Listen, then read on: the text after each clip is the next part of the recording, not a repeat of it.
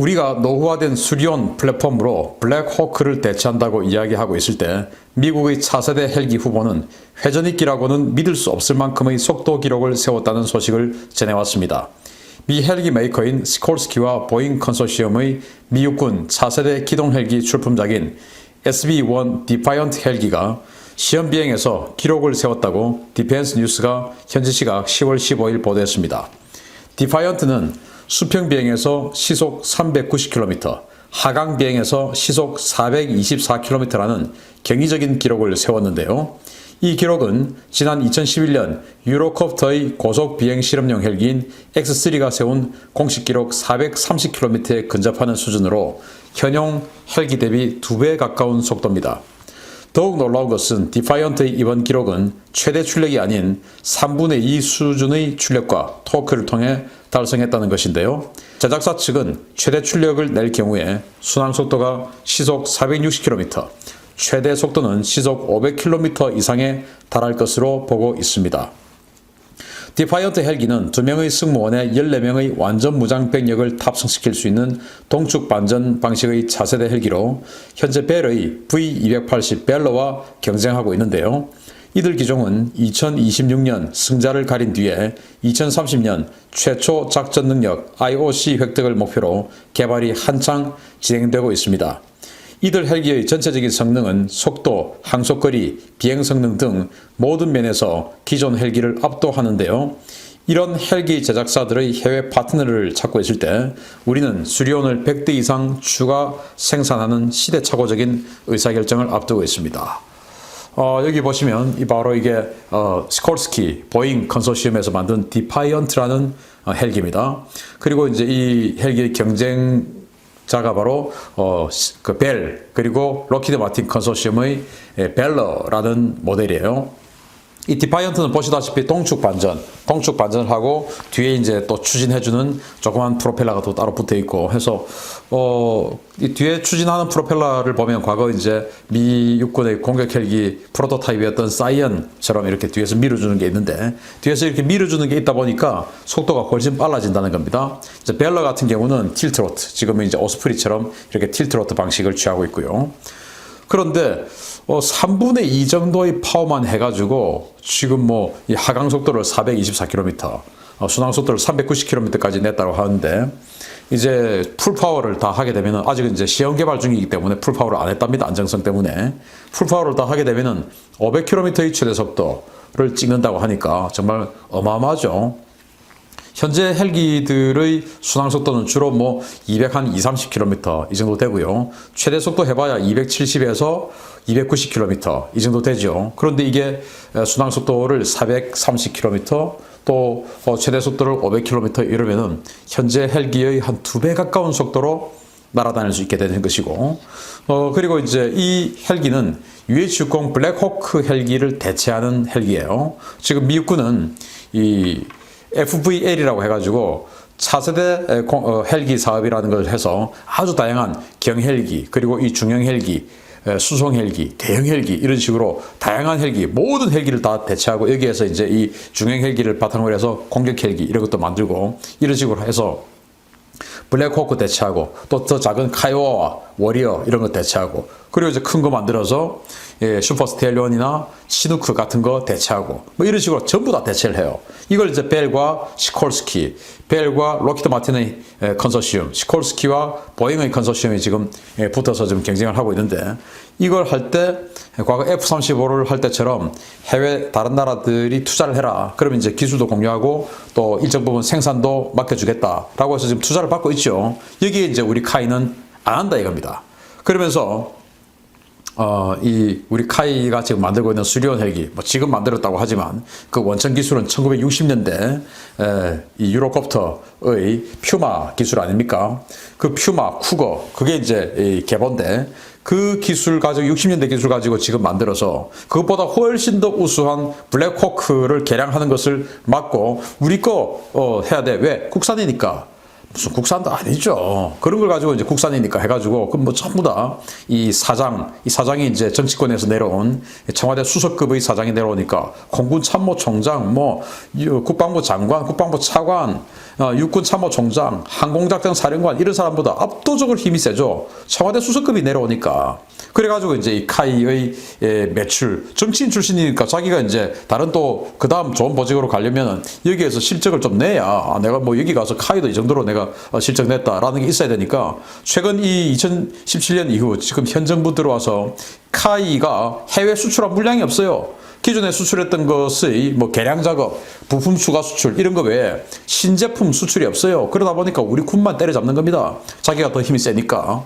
그래서 우리 군이 블랙호크를 개량해서 더 훨씬 좋은 성능으로 또 압도적으로 싼 가격에 쓸 수 있는데 그거 하지 마 해가지고 지금 이 수리온으로 그냥 대체를 해버리려고 하고 있고 또 카이의 또 매출을 위해서 해병대 공격 헬기도 아파치 또 바이퍼 이런 것들을 하려고 했는데 그거 하지 마. 수리온 무장형해. 여기다 건십 달아가지고 무슨 1970년대 소련도 아니고 그런 식으로 지금 밀어붙이고 있는 이 카이의 경영 구조를 바꾸지 않으면 우리 항공산업 발전이 어렵다라는 생각이 들고 카이를 빨리 완전 민영화시켜서 독자 생존 그리고 이 각자 도생 할 수 있도록 만들어주는 것이 대한민국 국가 안보 그리고 모든 어떤 그 의혹 이런 것들에 대해서 자유롭지 않을까라는 생각을 합니다. 아무튼 이렇게 대단한 헬기가 불과 2028년에 이제 양산 체제에 들어가고 2030년대 초반에 그냥 뭐 완전히 깔릴 텐데 우리는 1960년대 기술 베이스로 만든 수리온을 이 정치권에서 슈퍼파워들이 들어와서 카이의 사장을 하는 바람에 완전히 한 세기 전의 모델을 앞으로 100년 후까지 그 최초 개발 이후에 그로부터 100년 후까지 사용하게 되는 정말 아이러니한 대한민국이 되고 있는 게 참 안타깝습니다. 카이는 정권을 누가 잡더라도 민영화시키는 것이 우리 군대, 우리 국방력에 도움을 준다라는 생각을 합니다. 두 번째입니다. 미국의 적들이 가장 두려워하는 침묵의 암살자, 무인 드론이 앞으로 더욱 강해질 전망입니다. 미 육군이 MQ-1C 그레이 이글 개량형의 최신형 전자전 포드를 장착하고 테스트에 나섰다는 소식입니다. 미 육군이 지난 여름 MQ-1C 그레이 이글 ER 버전의 신형 전자전 제밍 포드를 장착했으며 이 장비는 2022년부터 실전에 배치될 것이라고 디펜스 뉴스가 현지 시각 10월 15일 보도했습니다. 미 육군의 그레이 이글 전자전 제머 장착은 지난해 정보 요청서가 발행된 이후에 1년 만에 이루어질 정도로 매우 빠른 속도로 이루어지고 있는데요. 미 육군은 MFEW, 멀티펑셔널 일렉트로닉 워페어 시스템이라는 사업명으로 개발된 이 신형 제머를 그레이 이글에 장착해 각종 테스트를 실시하고 있습니다. 그레이 이글의 주익에 포드 형태로 장착되는 이 제머는 사일런트 크로우로 명명되는데요. 이 제머는 적의 전자체계를 교란, 거부, 기만, 파괴할 수 있는 다기능 전자전 장비로 이 장비가 탑재된 그레이 이글이 실전에 배치되면 이 그레이 이글은 적의 야전 방공 체계를 유린할 수 있는 강력한 공격 능력과 생존성을 갖추게 될 전망입니다. 현재 미 육군은 그레이 이글을 아파치 가디언 헬기와 통합해서 정찰 및 표적 획득 용도로 사용하고 있는데요. 그레이 이글의 작전 범위를 비약적으로 넓힌 ER 버전의 사일런트 크로우를 장착해 운용하게 되면 향후 방공망 보호구역 안의 요인 제거 임무에도 요긴하게 사용될 수 있을 것으로 기대됩니다. 이러한 제머는 현재 군산기지에 배치된 미 육군 그레이 이글 항공기에서도 운용이 가능한 장비인데요. 이 장비가 배치되면 김정은 한동안 잠자기가 힘들어지겠습니다. 그레이 이글, 플라잉 긴수, 나르는 식칼, 제가 우리 데일리 디펜스 국방TV에 해드린 이후에 굉장히 많은 분들이 보셨고 그때부터 유명해졌죠. 플라잉 긴수, 이제 긴수가 미국에 있는 식칼 회사 아닙니까? 주방용 칼 회사. 그래서 플라잉 긴수, 나르는 식칼이다. 그래서 헬파이어 미사일인데 여기에 폭탄이 들어있지 않고 미사일에 칼날이 들어있는 거예요. 그래서 이제 탁 발사를 하면 이 칼날이 회전을 해서 들어가서 차량에 타고 있던 딱 한 사람만 그냥 제거하는 겁니다. 운전석 옆에 원래 이제 이 VIP는 운전석 대각선 뒤에 뒷자리에 앉지 않습니까? 그 뒷자리에 앉은 그 사람만 제거를 한다든지 아니면 운전석 옆 조수석에 VIP가 앉아 있으면 그 사람만 제거한다든지 칼날로 이렇게 해서 지금 중동 지역에서 뭐 아주 많은 그런 작전을 하고 상당한 그런 뭐 실적을 지금 올리고 있습니다. 그런데 이 그레이 이글이 들어갈 때 결국 그러면 이제 이 적의 레이더나 이런 데 탐지가 되면 속도가 시속 280km 정도밖에 안 되니까 또 완벽한 스텔스는 아니니까 레이더에 탐지가 될 수 있죠. 그러면 이제 격추가 될 수 있습니다. 그러니까 그런 것들을 방지하기 위해서 미군이 이렇게 사일런트 크로우라고 하는 전자전 제밍 퍼드를 여기다가 장착을 합니다. 사일런트 크로우. 그러니까 침묵의 까마귀. 예. 그래서 까마귀는 시커멓지 않습니까? 야간에 싹 들어가면 모르죠. 그런데 까마귀인데 조용하니까 아무도 모르죠. 밤에 딱 들어가면. 이제 그런 식으로 해서 이 밤에 들어가면서 눈에도 안 보이게 하겠다. 그러면서 이 전자전 제밍 포드로 적의 통신, 레이더파 이런 것들을 완전히 침묵시켜서 통신도 안 되게끔 만들고 눈으로 봐서 통신 저 뭐 있다라고 통신하는 것도 안 되게끔 만들고 그리고 레이더도 먹통으로 만들고 해서 이제 목표물에 다가가서 프라잉 긴수를 날리든지 아니면 헬파이어를 날려서 그냥 폭발을 시켜버린다든지 이제 이런 제거 작업을 하는데 유용하게 쓴다라는 말이죠.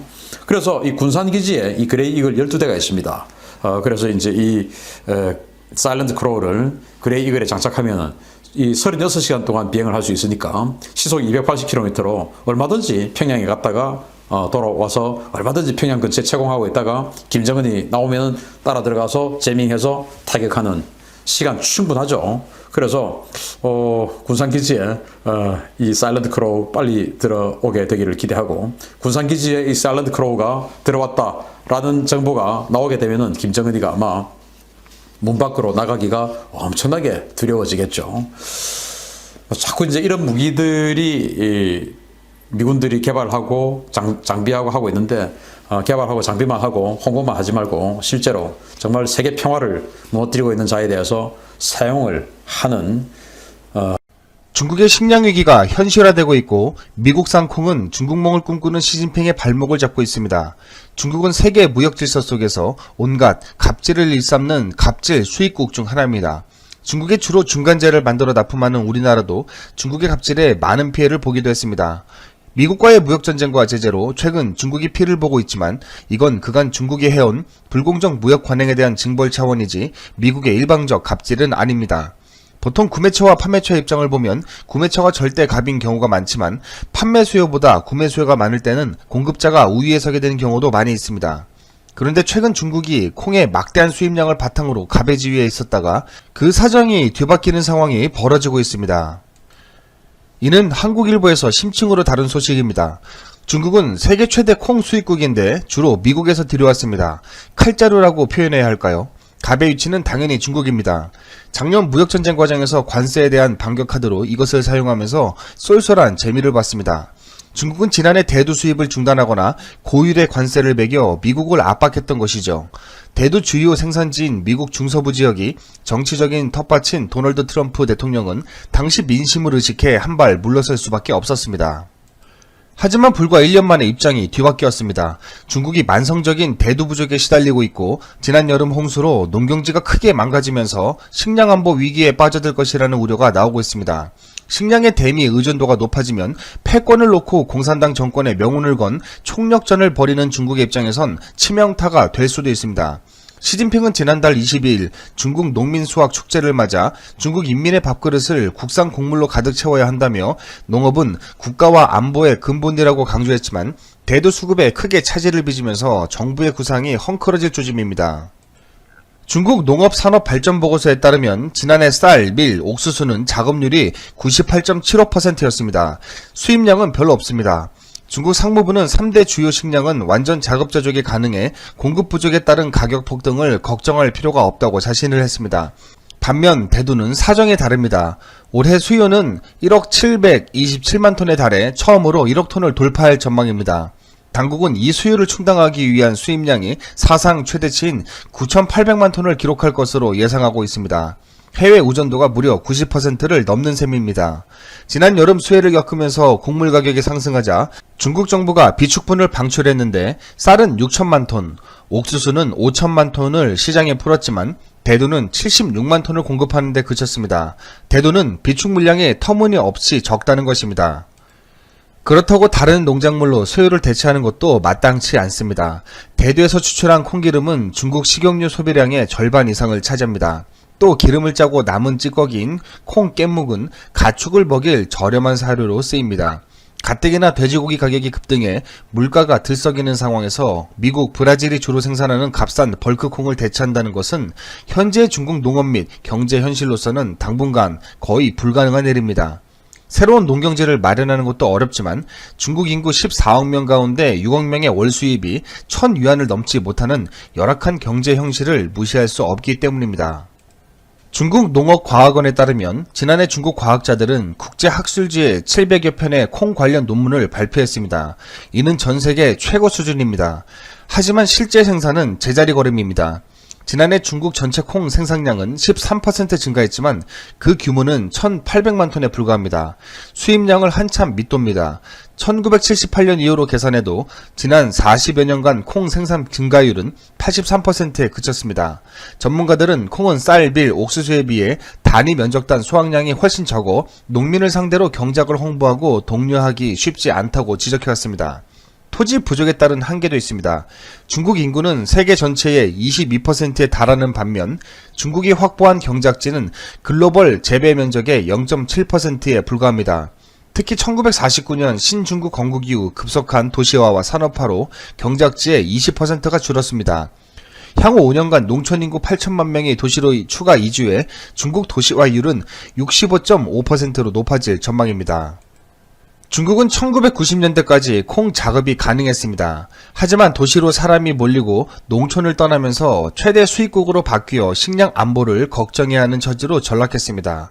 도시화의 광풍에서 벗어나 남아있는 땅의 경우에도 농사짓기에 적합한 비율은 10에서 15%에 불과합니다. 인도 50%, 미국 20%, 프랑스 32%에 훨씬 못 미치는 수준입니다. 다른 곡물을 제쳐놓고 대두 재배에 역량을 쏟아붓기도 버거운 실정입니다. 중국 사회과학원은 2025년 1억 3천만 톤의 식량 부족 사태에 직면할 것이라며 이중 쌀, 밀, 옥수수 부족분이 2,500만 톤에 달할 것이라고 예상했습니다. 자급자족을 공언하던 3대 식량마저 조달하는 데 애를 먹을 수 있는 상황에서 생산성이 낮은 콩 재배에 사력을 다할 수는 없는 노릇입니다. 중국은 지난해 3월 대두 진흥계획 시행 방안을 통해 재배 면적을 2018년 대비 2020년에 10% 늘리는 청사진을 내놨습니다. 또 동북 삼성과 네이멍구 등을 중심으로 1묘당 최대 10만원가량의 보조금을 지급하는 당근도 제시했습니다. 이를 통해 대두 자급률을 올해와 2022년 각각 1%포인트씩 높일 계획입니다. 하지만 구조 개선이 아닌 예산을 퍼붓는 인센티브 방식이어서 중국이 직면한 콩 부족을 근본적으로 해소하기 쉽지 않을 것이라는 관측이 무성합니다. 공급이 수요를 따라가지 못하는데 미국을 상대하기 싫다면 중국은 수입선을 다변화하는 수밖에 없습니다. 그런데 이조차도 마땅치 않습니다. 미국, 브라질, 아르헨티나가 중국 전체 대두 수입량의 92.8%를 차지합니다. 이들 국가를 제외하면 호주, 캐나다, 뉴질랜드, 인도네시아가 중국에 농산물을 공급하는 주요 수출국입니다. 하지만 호주는 우한 폐렴, 중공 코로나 바이러스 책임론을 놓고 중국과 교류를 사실상 단절하면서 중국이 미국의 꼭두각시라고 부를 정도로 관계가 험악해졌습니다. 다른 국가들도 중국 통신장비 업체 화웨이의 보안 위협이나 남중국해 영국권 분쟁, 미국과의 관계 등을 의식해 중국과 껄끄러운 사이가 되어버리고 말았습니다. 이에 중국은 전략적 동반자인 러시아와 손을 잡았습니다. 중국 상무부와 러시아 경제개발부는 콩 산업동맹을 구축해 콩에 관한 모든 분야의 협력을 심화해 나가기로 합의했습니다. 양국 전문가들은 정치적 상호 신뢰를 기반으로 미국의 영향을 받지 않는 새로운 협력의 공간을 구축했다고 평가했다고 합니다. 하지만 실상을 들여다보면 속빈 강정이나 마찬가지입니다. 러시아는 중공 코로나 영향으로 4월부터 모든 곡물 수출을 중단했다가 3개월 만에 재개했습니다. 이중 콩은 거의 대부분 중국으로 향합니다. 문제는 무역 규모가 터무니없이 적다는 점입니다. 러시아에서 들여오는 콩은 고작 80만 톤으로 중국 전체 수입량의 1%에도 못 미칩니다. 양국은 2024년까지 370만 톤으로 늘릴 계획이지만 중국의 올해 수입량과 비교해도 4%를 밑도는 수치입니다. 중국이 러시아와의 콩 협력을 장기적인 안보를 위한 선택이라며 애써 의미를 부여하는 것도 그 때문입니다. 중국은 러시아산 콩 비율을 전체 수입량의 10%까지 늘릴 계획입니다. 중국이 식량을 국가안보의 일부로 본격 다루기 시작한 것은 2015년부터입니다. 국가안보법을 시행하면서 식량 안보의 전략적 의의를 규정하고 식량을 무기로 한 서구 국가들의 공세에 대비할 필요성을 강조했습니다. 하지만 중국은 여전히 과거의 방식을 답습하며 위기에 대처하고 있습니다. 시진핑 주도로 음식물 쓰레기 퇴치 운동을 전개하고 있는 것이 대표적입니다. 이는 2013년에도 시행했던 방안입니다. 미국과 전방위로 충돌하는 상황에서 대미 결사항전의 분위기를 잡는 데는 어느 정도 기여했을지 모르지만 곡물 가격 인상을 예상한 일부 농민들이 비축량을 늘려 오히려 공급이 줄거나 식당에서 음식 주문이 과도하다며 M1 종업원들에게 벌금을 물리는 등 부작용이 나타나고 있는 현실입니다. 중국은 미국 등에서 들여오는 대두의 국내 수요가 막대한 만큼 수익 구조 자체를 바꾸는 것은 사실상 불가능하다는 것을 인정하고 있습니다. 중국 농무부는 콩 분야 활성화 대책을 통해 유전자를 변형하지 않은 콩의 품질과 생산성, 브랜드 가치를 높이는 것에 주력할 것이라고 밝혔습니다. 식용유나 가축 사료가 아닌 중국인들이 두부 등의 식품 형태로 먹는 콩만큼은 고급 제품으로 생산해 수요를 충당하려는 것입니다. 하지만 이렇게 차별화 전략을 모색하고 있어도 콩의 국내 공급을 늘릴 수 있는 근본적 방안은 마련하지 못했습니다. 사실 중국의 콩 수입 대체국으로 가장 가능성이 높은 국가는 인도입니다. 인도는 영토도 넓고 남아있는 땅의 50%가 농사짓기에 적합하기 때문에 중국과 인도가 상호 전략적 협력을 한다면 중국의 식량 부족에 상당한 도움을 줄 수 있겠지만 코로나 팬데믹으로 인한 목화 산업에 큰 피해를 본 인도가 중국에게 이를 바득바득 깔고 있는 상황임을 볼 때 그럴 가능성은 제로에 가깝습니다. 여러 상황을 종합해 봤을 때 앞으로 1, 2년 내 중국은 식량 부족 상태가 현실화될 가능성이 높아 보입니다. 중국발 세계 식량 위기로 이어질지도 모르겠습니다. 하지만 중국이 지금 하고 있는 행태를 보면 중국의 식량 위기 상황에 중국을 도와줄 국가들이 얼마나 될지 모르겠습니다. 중국의 식량 위기는 아마도 미국과 브라질, 호주 같은 나라들이 중국에게 막대한 무역 흑자를 걷어들여 외환 보유고를